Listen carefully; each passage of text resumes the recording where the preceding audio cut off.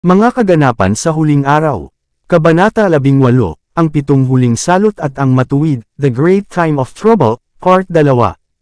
Ang dakilang panahon ng problema ay magsisimula pagkatapos ng pagsara ng probation. Kapag itinigil ni Kristo ang kanyang gawain bilang tagapamagitan sa kapakanan ng tao, kung gayon ang panahong ito ng kaguluhan ay magsisimula. Kung magkagayoy ang kaso ng bawat kaluluwa ay napagpasyahan na, at hindi magkakaroon ng pantubos na dugo upang linisin mula sa kasalanan. Nang lisanin ni Jesus ang kanyang posisyon bilang tagapamagitan ng tao sa harap ng Diyos, ginawa ang solemn na napahayag, ang hindi matuwid, ay magpakawala pa rin, at ang marumi, ay magpakarumi pa, at ang matuwid, ay maging matuwid pa rin, at ang banal, ay magpakabanal pa rin, pahayag Kapitulo 22 versikulo 11. Pagkatapos ang pumipigil na espiritu ng Diyos ay aalisin sa lupa. Ang bayan ng Diyos ay inihanda para sa oras ng pagsubok bago sila. Nang magsara ang mensahe ng ikatlong anghel, hindi na nagsusumamo ang awa para sa mga nagkasalang naninirahan sa lupa. Nagawa na ng mga tao ng Diyos ang kanilang gawain. Tinanggap nila ang huling ulan, ang kaginhawahan mula sa harapan ng Panginoon, at handa sila para sa pagsubok na oras sa harap nila. Nagmamadali ang mga anghel sa langit. Isang anghel na bumabalik mula sa lupa ay nagpahayag na ang kanyang gawain ay tapos na, ang huling pagsubok ay dinala sa mundo, at lahat ng nagpatunay sa kanilang sarili na tapat sa mga banal na tuntunin ay nakatanggap ng tatak ng buhay na Diyos. Pagkatapos ay itinigil ni Jesus ang kanyang pamamagitan sa santuwaryo sa itaas. Ginawa ni Kristo ang pagbabayad sala para sa kanyang mga tao, at pinawi ang kanilang mga kasalanan. Ang bilang ng kanyang mga sakop ay binubuo, ang kaharian at kapangyarihan, at ang kadakilaan ng kaharian sa silong ng buong langit, ay malapit nang ibigay sa mga tagapagmana ng kaligtasan, at si Jesus ay maghahari bilang hari ng mga hari, at Panginoon ng mga Panginoon. Kakilakilabot na hindi naiintindihan. Ang panahon ng pagkabalisa at dalamhati sa harap natin ay mangangailangan ng pananampalatayang makatiis sa pagod, pagkaantala, at gutom, isang pananampalatayang hindi hihina, bagamat matinding pagsubok. Ang panahon ng kabagabaga na hindi kailanman nangyari, ay malapit nang magbukas sa atin, at mangangailangan tayo ng isang karanasan na hindi natin ngayon taglay, at kung saan marami ang masyadong tamad na matamo. Madalas na ang problema ay mas malaki sa pag-asa kaysa sa katotohanan, ngunit hindi ito totoo sa krisis na nasa harap natin. Ang pinakamatingkad na pagtatanghal ay hindi maabot ang laki ng pagsubok. Kapag umalis si Jesus sa pinakabanal na espiritu ay inalis sa mga pinuno at mga tao. Naiwan sila sa kontrol ng masasamang anghel. Kung gayon ang gayong mga batas ay gagawin sa pamamagitan ng payo at patnubay ni Satanas na, maliban kung ang panahon ay napakaikli, walang laman ng maliligtas. Marami ang nagpahinga bago ang panahon ng problema. Hindi laging ligtas na humingi ng walang kondisyong pagpapagaling. Alam niya kung makakayanan o hindi ng mga taong inialok ang mga petisyon sa pagsubok at pagsubok na darating sa kanila kung mabubuhay sila. Alam niya ang wakas mula sa simula. Marami ang matutulog bago ang maapoy na pagsubok ng panahon ng kaguluhan ay dumating sa ating mundo. Ang Panginoon ay madalas na nagtuturo sa akin na maraming maliliit na bata ang dapat itabi bago ang oras ng kabagabagan. Makikita natin muli ang ating mga anak. Makikilala natin sila at makikilala natin sila sa mga korte ng langit. Layunin ni Satanas, wasakin ang lahat ng tagapangasiwa ng Sabat. Sabi ng dakilang manlilinlang, ang aming pangunahing alalahanin ay ang patahimikan ang sekta ng mga tagapag-ingat ng Sabat. Sa wakas ay magkakaroon tayo ng batas para puksain ang lahat ng hindi magpapasakop sa ating awtoridad.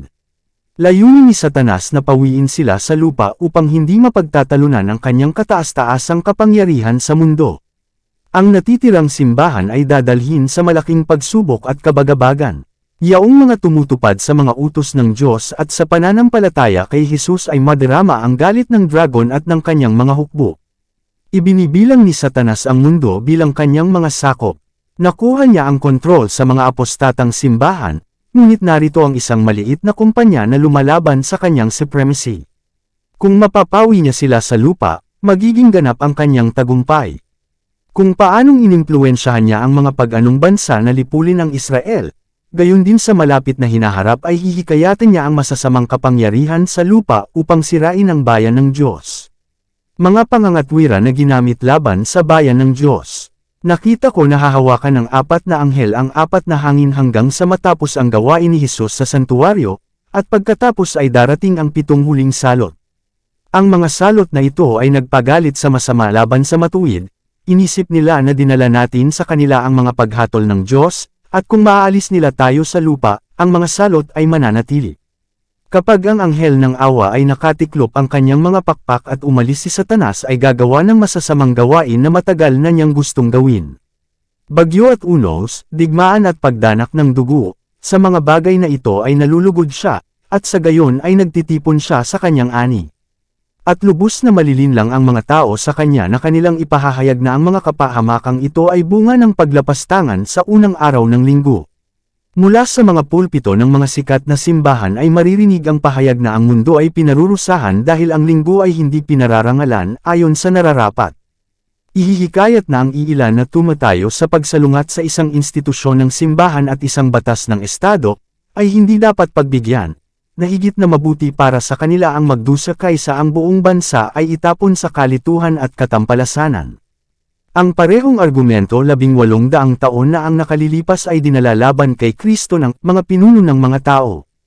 Ang argumentong ito ay lilito na konklusibo. Kamatayan para sa lahat ng hindi nagpaparangal sa linggo. Isang utos ang lumabas upang patayin ang mga banal, na naging dahilan ng kanilang pag-iyak araw at gabi para sa pagpapalaya. Kung paanong si Nabucodonosor na hari ng Babylonia ay naglabas ng isang utos na ang lahat ng hindi yuyuko at sumasamba sa imahen na ito ay dapat patayin, kaya isang proklamasyon ang gagawin na lahat ng hindi gumagalang sa institusyon ng linggo ay parurusahan ng pagkakulong at kamatayan.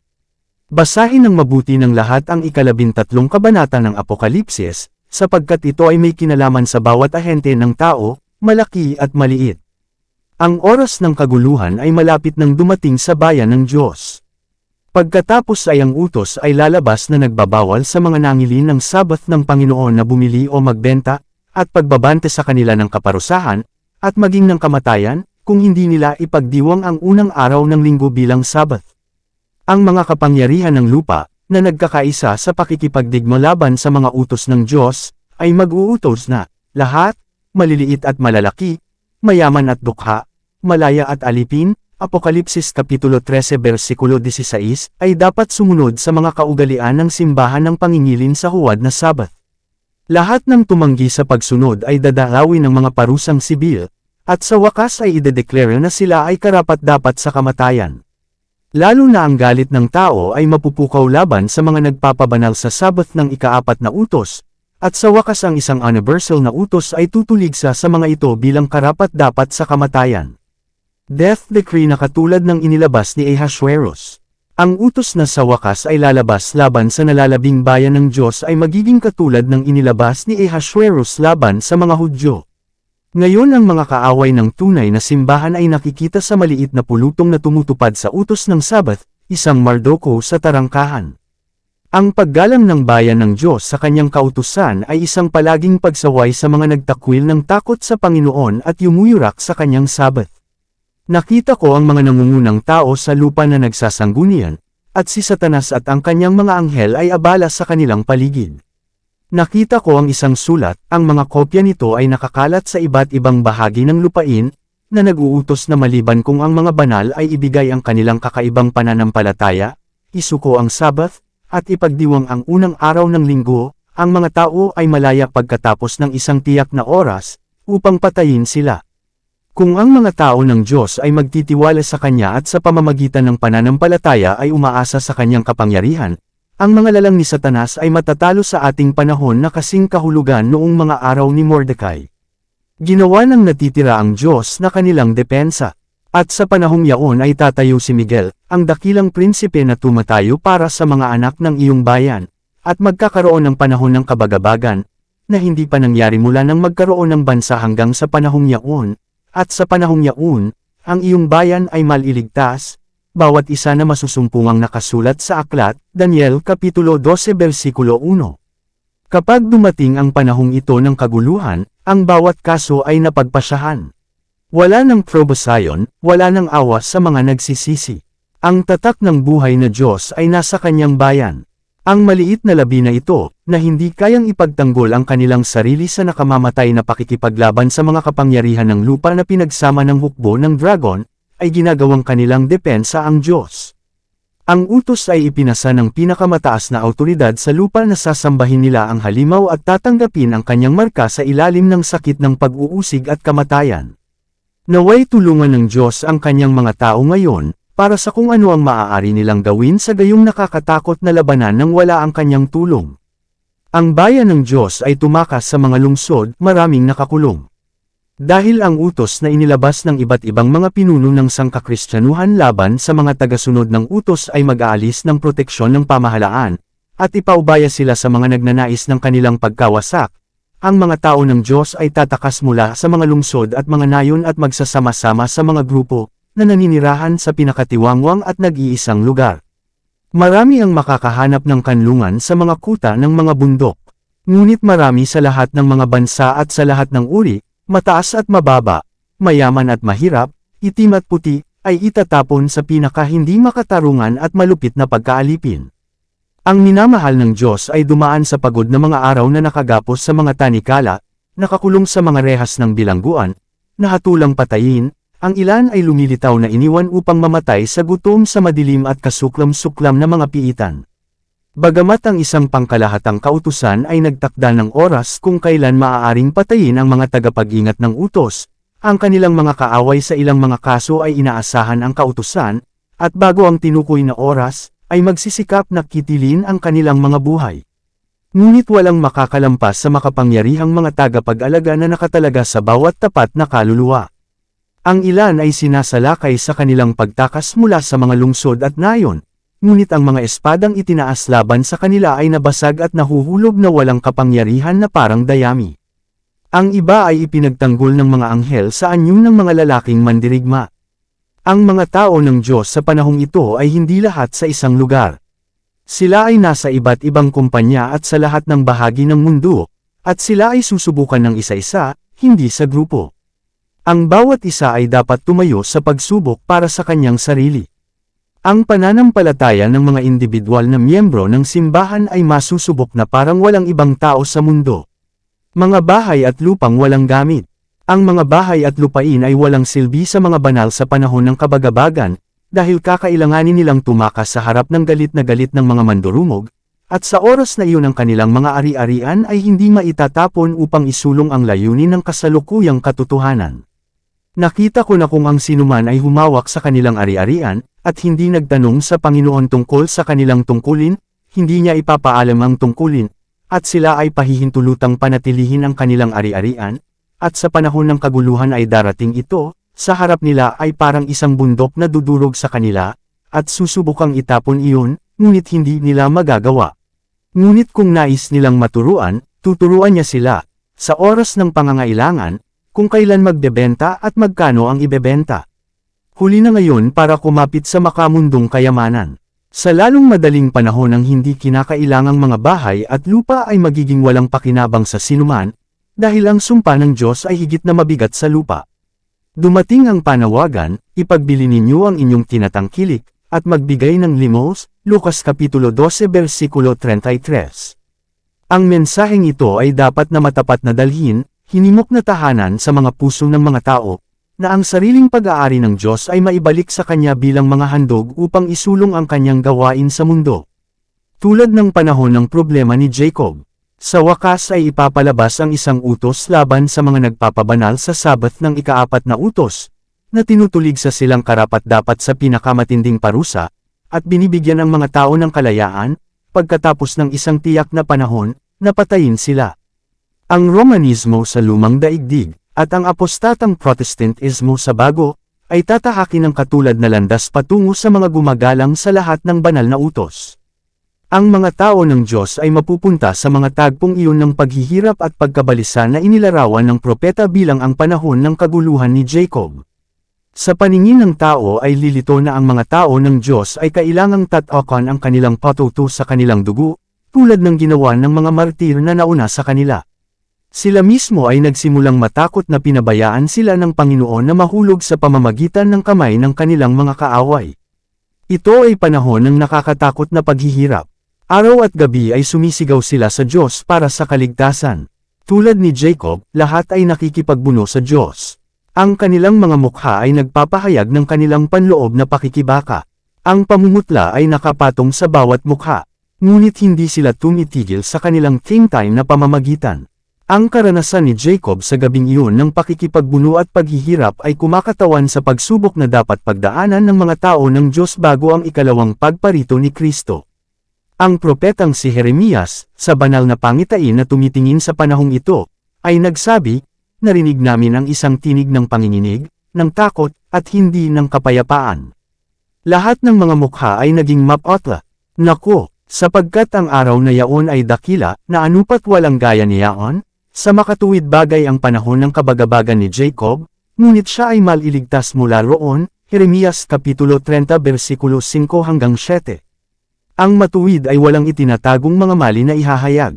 Sa panahon ng kabagabagan, kung ang mga tao ng Diyos ay may mga kasalanang hindi na ipapahayag na haharap sa kanila habang pinahihirapan sa takot at dalamhati, sila ay matatalo, ang kawalan ng pag-asa ay mapuputol ang kanilang pananampalataya, at hindi sila magkakaroon ng kumpiyansa na magsumamo sa Diyos para sa kaligtasan. Ngunit habang sila ay may malalim na pakiramdam ng kanilang hindi pagiging karapat-dapat, wala silang natatagong mga kamalian upang ibunyag. Ang kanilang mga kasalanan ay nauna sa paghatol, at nabura, at hindi nila sila maaalaala. Ang mga tao ng Diyos ay magkakaroon ng malalim na pakiramdam ng kanilang mga pagkukulang, at habang sinusuri nila ang kanilang buhay ay lulubog ang kanilang pag-asa. Ngunit pag-alala sa kadakilaan ng awa ng Diyos, at ang kanilang sariling tapat na pagsisisi, sila ay magsusumamo sa kanyang mga pangako na ginawa sa pamamagitan ni Kristo sa mga walang magawa, nagsisisi na mga makasalanan. Hindi mabibigo ang kanilang pananampalataya dahil hindi agad sinasagot ang kanilang mga panalangin. Hahawakan nila ang lakas ng Diyos, gaya ng paghawak ni Jacob sa anghel, at ang wika ng kanilang kaluluwa ay, "Hindi kita pababayaan, malibang pagpalain mo ako." Ang mga banal ay hindi mawawala ng kanilang buhay. Hindi hahayaan ng Diyos na sirain ng masasama ang mga naghihintay ng pagsasalin, at hindi yuyuko sa utos ng halimaw o tumanggap ng kanyang marka. Nakita ko na kung ang masasama ay pinahihintulutan na patayin ang mga banal, si Satanas at ang lahat ng kanyang masamang hukbo, at ang lahat ng napupuot sa Diyos, ay malulugod. At napakalaking tagumpay para sa kanyang satanikong kamahalan, na magkaroon ng kapangyarihan, sa huling-huling pakikibaka, sa mga taong matagal nang naghihintay na makita siya na kanilang minamahal. Yaong mga nanunuya sa ideya ng pag-akyat ng mga banal ay masasaksihan ang pangangalaga ng Diyos para sa kanyang bayan, at mamasdan ang kanilang maluwalhating pagliligtas. Ang bayan ng Diyos ay hindi magiging malaya sa pagdurusa, ngunit habang pinag-uusig at namimagati, habang sila ay nagtitiis ng kakapusan, at nagdurusa dahil sa kakulangan ng pagkain, hindi sila pababayaan na mapahamak.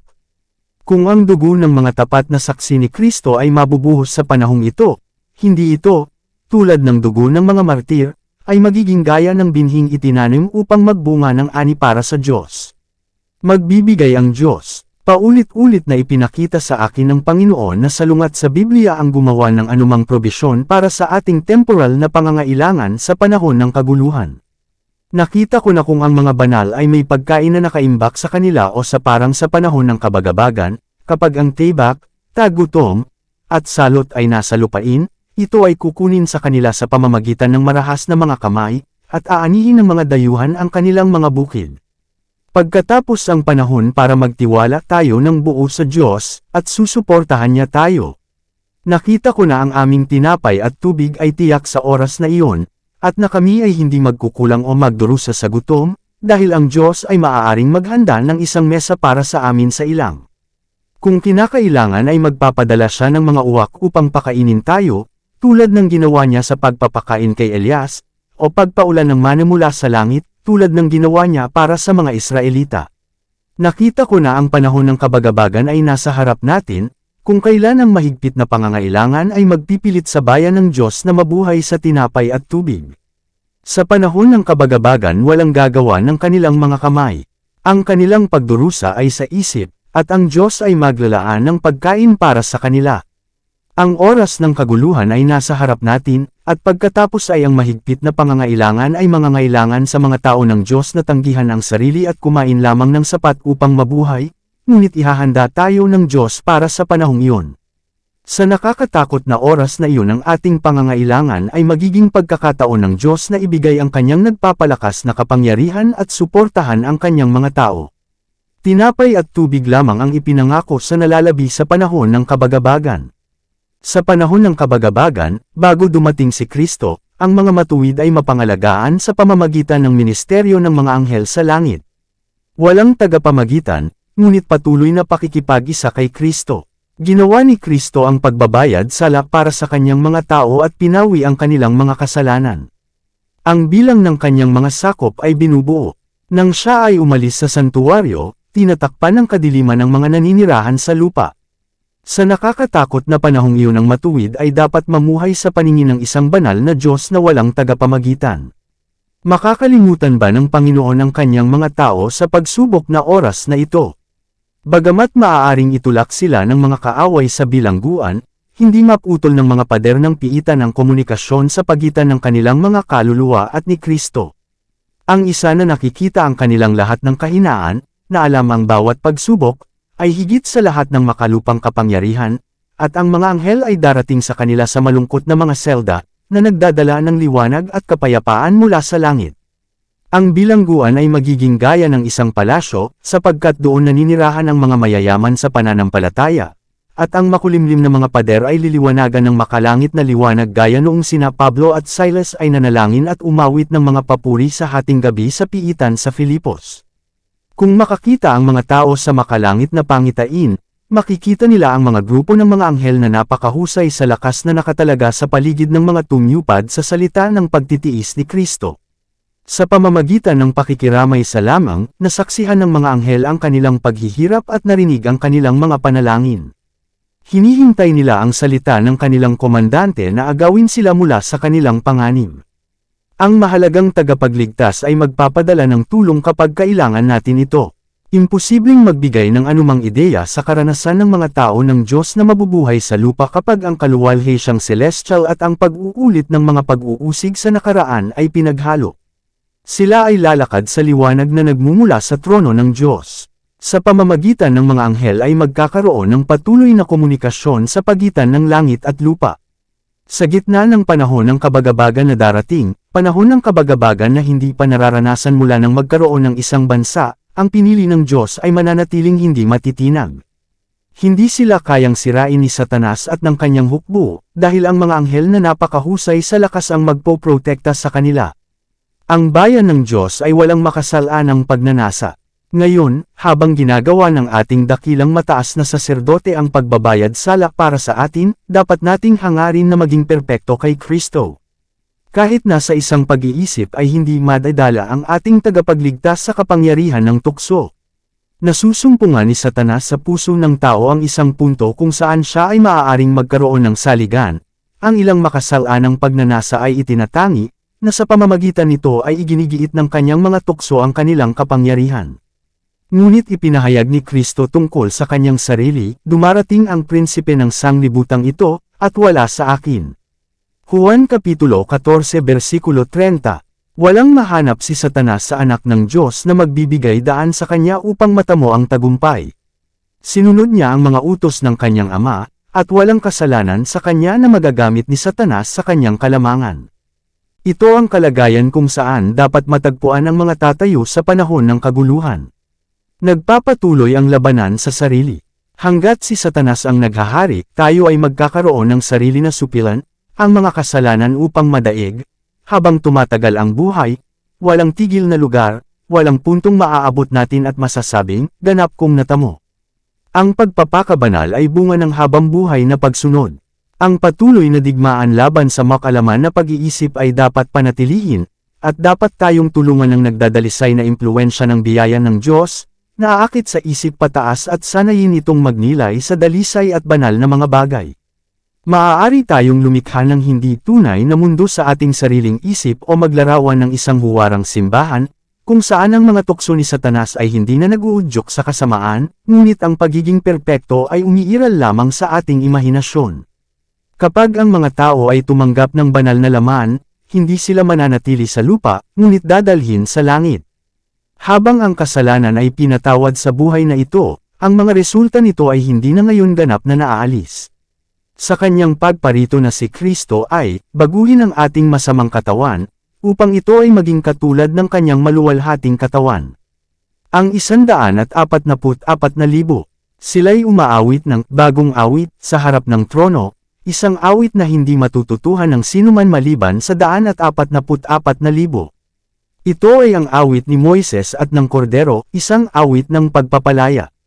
Wala maliban sa 144,000 ang makakapag-aral ng kantang iyon, dahil ito ang kanta ng kanilang karanasan, isang karanasang hindi naranasan ng ibang kumpanya. Ito ang mga sumusunod sa Kordero saan man siya pumunta.